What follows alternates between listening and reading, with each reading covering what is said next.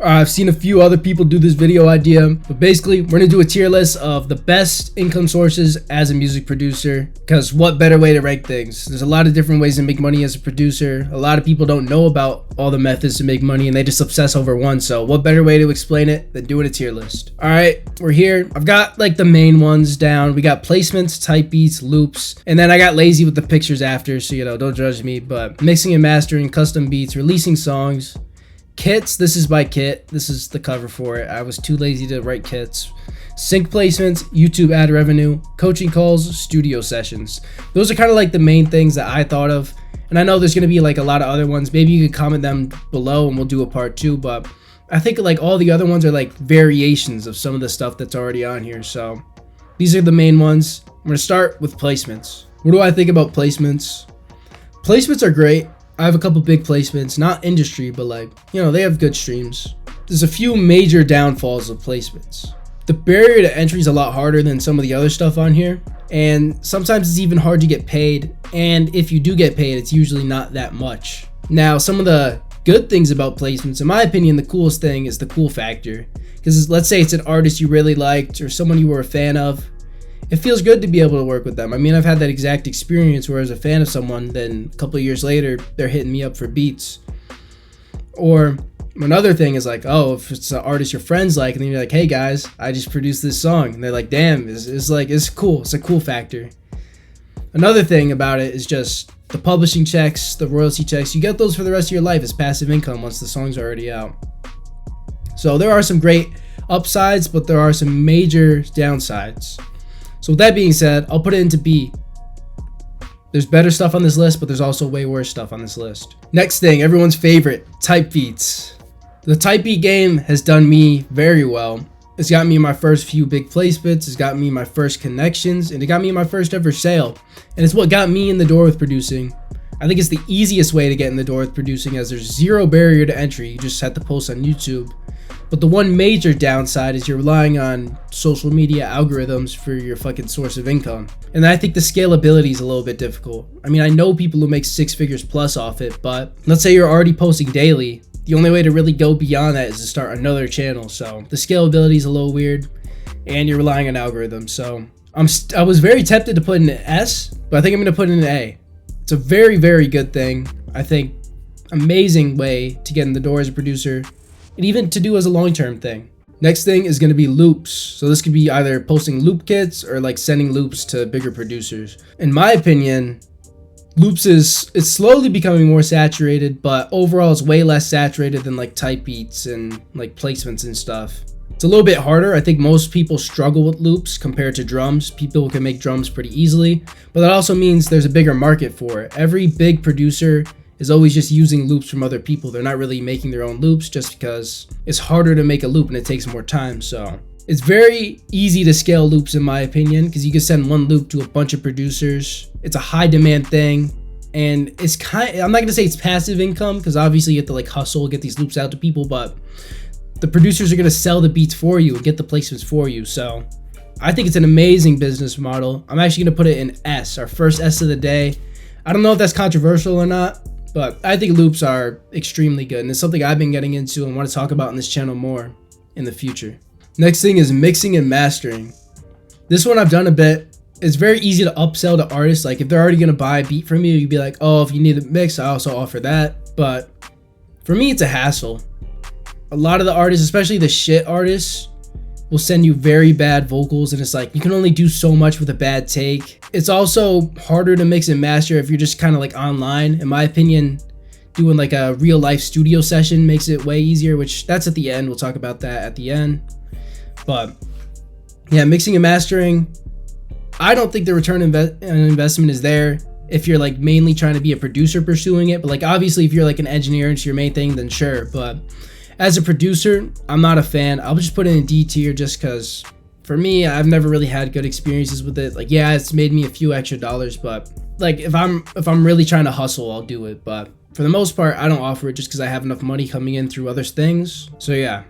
Next thing, custom beats. This is another one where it's easy to upsell them. You know, if they need a custom beat, they could do that from you. And I think this also helps build like closer relationships with the artists you work with, so then they'll often buy from you more. So in my opinion, I'm a big fan of custom beats. I wish I did them more personally. I haven't been really like hustling to these artists recently, but I think it's a great thing to do. It's hard, for me at least, it's hard to get a very consistent clientele. A lot of people just like buy beats from my beat store and stuff. But if you could get like some good clients, I think it's pretty good. I'm gonna put it in B tier. The way I'm gonna do it, left is the best for like the specific tier. So it's gonna go left to right, best to worst. So placements I'd put above custom beats. Next thing is releasing your own songs. Kind of like on some Metro Boomin shit. And this, I mean, I do it. I haven't really pursued it like that hard though. Like I barely try with it. I don't really promote the stuff that much. And without even trying, I've made a couple $1,000s, which is pretty fucking good for not trying. And I had one song that did pretty well. I had a couple other songs that's done well. Actually, and once this next distro check hits, I've probably made way more than 2,000. But yeah, not to flex, sorry. That was just like, I'm trying to explain how good it is. Because here's the thing with releasing your own song compared to like getting a placement. When you get a placement, you only have like 1 to 5% on the master if it's a signed artist, maybe like 25 to 50 if it's unsigned.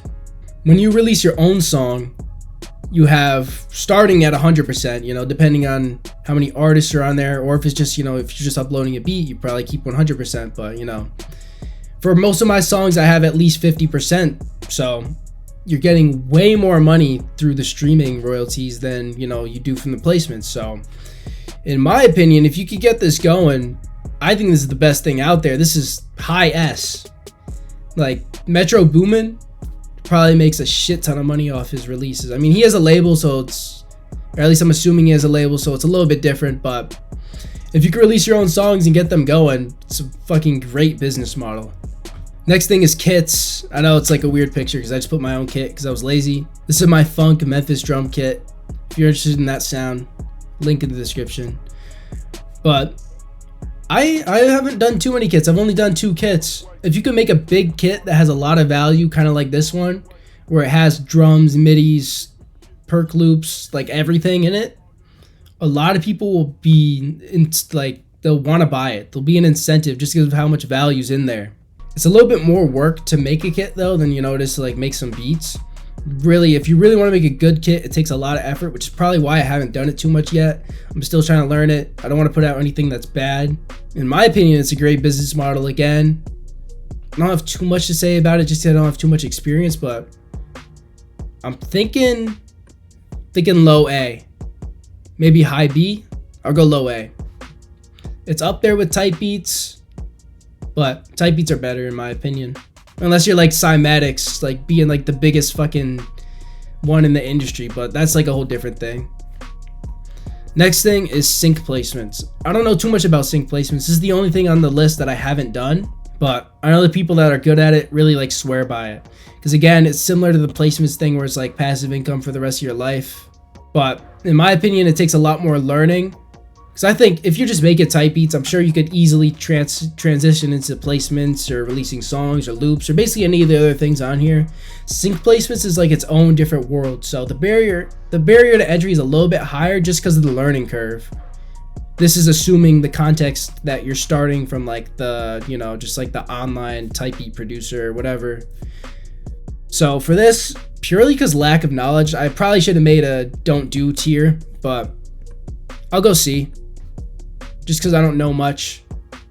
It's good. If I wanted to get into it, it'd be a lot of learning to do, which would take up a lot of time. And I know it's competitive. It's not as competitive as like some of these like bigger placements.